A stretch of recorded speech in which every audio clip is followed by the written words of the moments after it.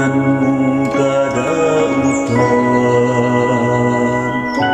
Giayon niya ang tanan mong kasakitan. Giluwas niya ang imong kinabuhi sa kalaglagan. Nilibutan ka niya sa kaayo o kaluoy.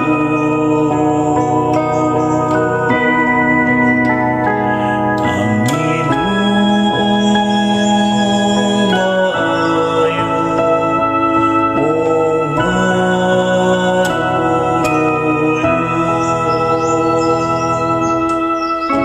maluloy o may gugmaon ang Ginoo. Dugay masuko o hupong sa kaayo. Iya kitang gidumala, dili sumala sa ato kasalanan.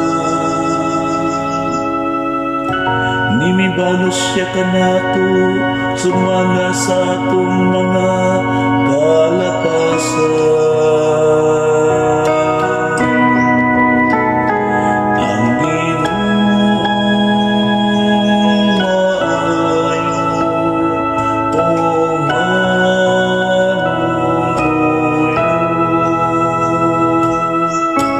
Maingon ngang sinangan, halayo sa kasagpan. Sa imo niyang gipaylayo ka nato ang atong mga kalapasan.